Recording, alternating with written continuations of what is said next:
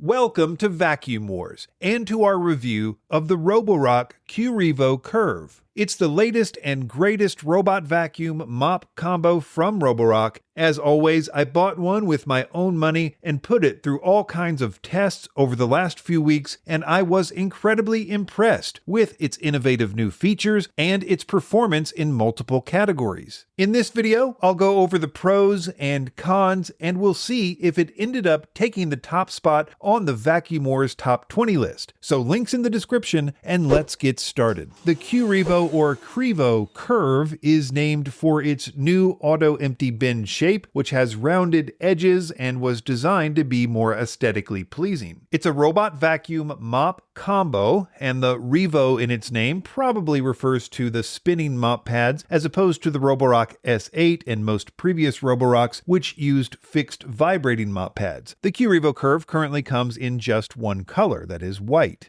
Moving on to the pros, where I'll start with its vacuuming hardware and vacuuming performance. It has a newly designed main brush, which is called Duo Divide, which is actually two brushes with a space in the center which resists hair tangles. It also has a newly designed side brush, which is supposed to also be better for resisting tangles. I found this new brush to be better than previous versions in multiple ways. For example, in our new pet hair tangle test, which is still being developed, it got a perfect score, tied for first place with 0 hair tangles, which is rare for robot vacuums to be able to do. But I also liked the new brush design better because it seems to have improved its ability to deep clean carpets. In our carpet deep clean test, where we see how good it is at picking up deeply embedded sand in medium carpet, it scored an 86, which is tied for 6th place out of over 100 robot vacuums tested, much better than the previous top-of-the-line Qrevo, the Qrevo Master, as well as the current flagship Roborock, the S8 Max V. In another test we're developing, in which we see how good robots are at picking up 2.5-inch flattened pet hair on carpet, the Qrevo Curv also outperformed the previous Qrevos and the S8 Max V, though as I said, those tests are still in development and should be taken with a grain of salt. It also has the new auto-extending Flexi-Arm side brush, first introduced on the S8 Max. I do like this feature as it really does effectively sweep debris in corners, unlike the vast majority of robot vacuum side brushes. It also did very good with its basic job of sweeping up debris from hard floors and carpets, where it was able to pick up everything we tested from fine to extra large debris on both surface types. Moving on to another pro, which is its mopping ability. It uses 2 spinning mop pads with electronically controlled and adjustable water dispensing. Its mop pads automatically lift up to avoid getting carpets wet, though you can have it vacuum carpets before mopping hard floors to be safe. In either case, this unlocks the ability to have the robot vacuum and mop houses with a mixture of hard floors and carpets in the same run, which was a game-changing feature when it was introduced fairly recently.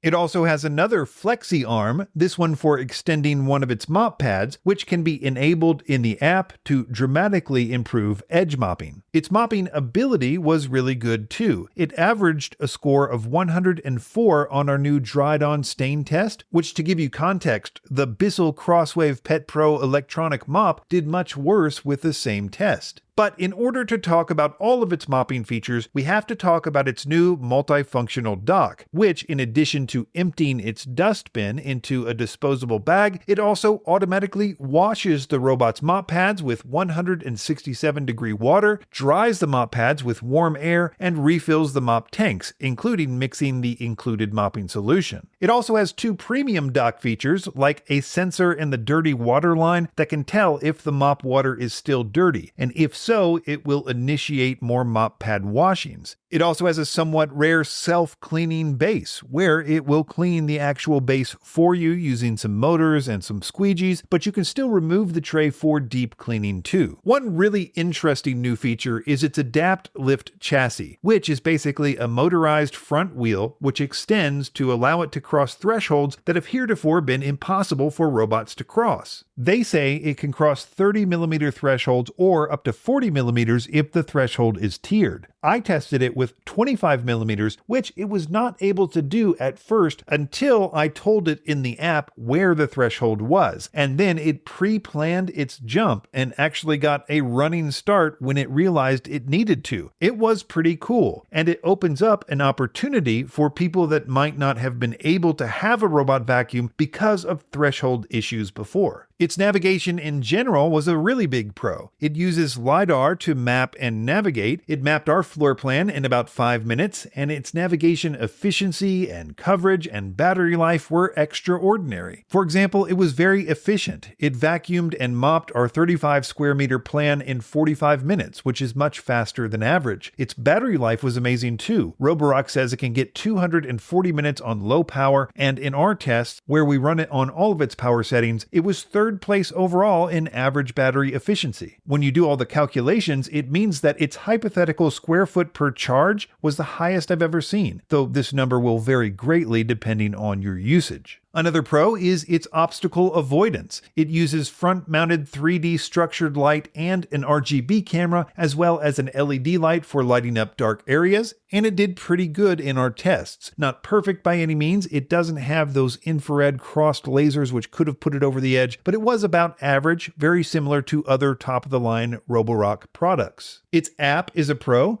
I think Roborock probably has the best app in the industry right now. It's easy to use, it gives you a massive amount of control over the robot behaviors like bin empty frequency, mopping settings, virtual barriers, mop along floor direction, lots of scheduling options. It's got lots of pet-related features where you can video call with your pets, it can go and find your pets. It has the Hello Rocky virtual assistant, and the app has a well above average score on the iOS and Play stores. Moving on to the cons. While not exactly a con, its bench test results were just about average. For example, its airflow results were right at the average amount. Its crevice pickup test and suction tests were actually slightly below average, but they were in line with other Roborocks, and it didn't seem to affect its performance in any way I could tell. Another issue was its new side brush design, which worked really well with resisting pet hair tangles, but in the extreme torture tests like we do with a lot of debris on hard floors, it had a tendency to spread debris to the side before picking it up. I don't think this would be a problem at all with real-world amounts of debris, but it was worth mentioning. The price could be considered a con. It's certainly expensive, but if you look at its price relative to other flagship robot vacuums on the market, it seems like a better option at a better price,